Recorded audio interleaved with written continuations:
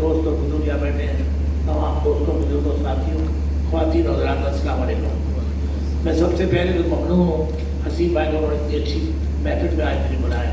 ابھی 2 تقریریں میں نے سنی ہیں، سچی بات ہے ایک اعلیٰ قسم کی تقریر آپ نے سنی ہے۔ انسان جو ہے نا، بعض ہی ہم تو قرآن شریف کو پڑھتے طوطے کی طرح اس کا ترجمہ کو دیکھتے ہی نہیں ہیں، ترجمہ دیکھیں تو پتہ چلے کہ قرآن میں کیا لکھا ہوا ہے۔ اصل بات ہی یہی ہے۔ حسین بھائی نے کتاب قرآن کی روشنی میں اتنی اچھی ماشاءاللہ کتاب لکھی ہے، یہ سب کو پڑھنی چاہیے۔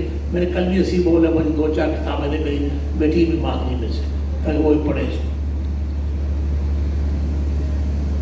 ایمان اور بندگی اس کے بغیر تو کوئی چیز مکمل ہی نہیں، مسلمان ہی مکمل نہیں ہے۔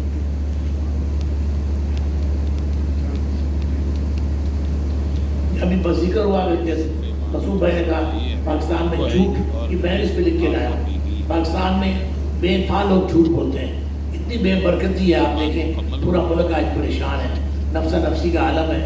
جھوٹ کی حالت یہ کہ ایک بہت بڑا فنکشن ہو رہا تھا، میں نے تقریر میں کہا پاکستان میں 90% لوگ جھوٹ بولتے ہیں، پیچھے سے آواز آئی نہیں 95% ہے۔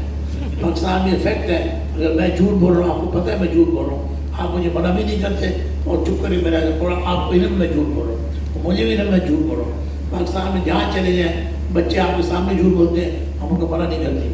بے برکتی ہے پورے پاکستان میں، بے برکتی فضا بن چکی ہے۔ دیکھیے جب فلڈز آئے ہیں، آپ کیا سمجھتے ہیں اللہ تعالیٰ ناراض نہیں ہے؟ اتنے بڑے فلڈز آئے، پورا پاکستان دریا اور سمندر بن چکا ہے۔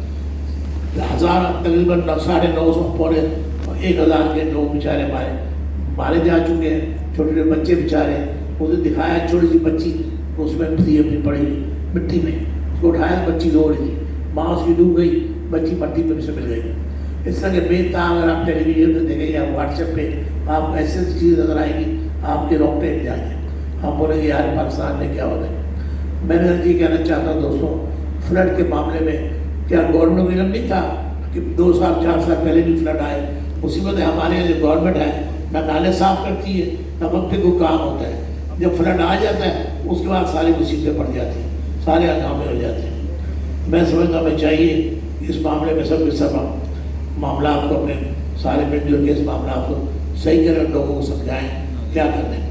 میری آج آپ سے یہ بھی اپیل ہے آج اس محفل میں مہربانی کر کے فلڈ ریلیف فنڈ ہم نے کاٹی میں سب سے پہلے ہم نے کاٹی میں سے ٹرک بھجوایا کراچی میں سے۔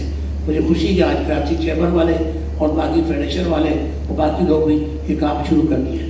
میں یہ کہتا ہوں، کل میں نے کہا تھا ایک تقریب میں، بھائی آپ ایک جو آپ لاتے ہیں برگر 25 روپے کا برگر میں بچوں کو کھلاتے ہیں، وہ 25 روپے آپ فنڈ دے دیں۔ بھائی کچھ نہیں ہے ایسے کہ ہمارے بہن بھائی ہمارے بچے پریشان ہیں پورے پاکستان میں، ان کی مدد کریں۔ کیا وہ آپ کے پاکستانی بھائی نہیں ہیں؟ ان کی مدد کریں۔ کل میری بیوی بڑی ناراض تھی، کہتی تھی میاں صاحب چھوڑ دیں سب کام، صرف ان کی مدد کرنے کا کام کریں۔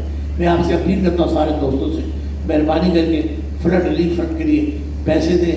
پرائم منسٹر ریلیف فنڈ بھی ہے، لیکن میرا مشورہ یہ ہے کہ بجائے چیک دینے کے آپ کسی کو کیش نہ دیں، آپ کاٹی میں چیک دے دیں اور آپ کے سامنے ہم لوگ سامان خریدیں گے، آپ بشک ساتھ جا کے سامان بانٹ دیں۔ سامان بانٹوانا صحیح بہتر ہے، فوڈ آئٹم کے تھیلے بن جاتے ہیں۔ ہمارا پریزیڈنٹ سلمان خود جا کے وہ تھیلے بانٹ کے آیا، تو یہ کرنا ضروری ہے۔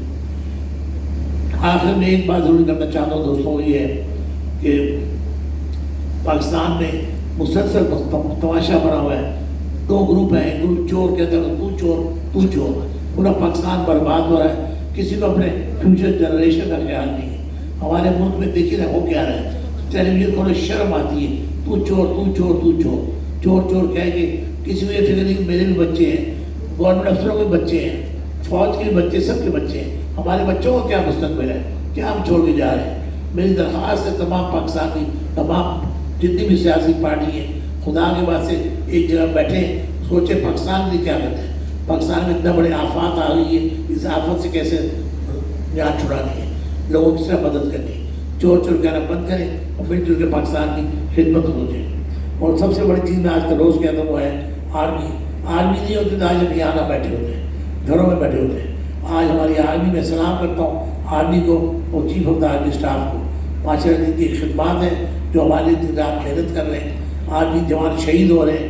ہمارے جو جنرل جاوید قمر صاحب ہیں وہ خود ایک سپاہی بھی ہے اور جنرل بھی ہے، میری ان سے لاہور میں بڑی ملاقاتیں ہوتی ہیں، میرے چھوٹے بھائی نصیر کے گھر وہ آتے ہیں کہ ان کی پرانی دوستی ہے.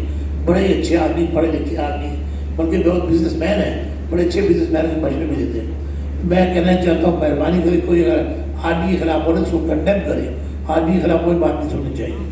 بس آخر میں دعا ہوں یا اللہ میرے ملک کو سلامت رکھ. حسیب اللہ آپ کو بڑی برکت ہے. میرے دل میں حسیب بھائی آپ کی بڑی عزت ہے, میرے دل میں آپ کی عزت ملٹیپلائی ہوگی اس کتاب کے بعد. میں سمجھتا ہوں آپ بڑے اچھے نیک آدمی ہیں, آپ نے جو کام کیا ہے یہ ایک عام آدمی کا کام نہیں. حسیب بھائی اللہ آپ کو سلامت ہے اور بڑی برکت ہے. حسیب کا میں ویسے میں فین ہوں, اب تو بہت بڑا فین ہو گیا. Thank you very much.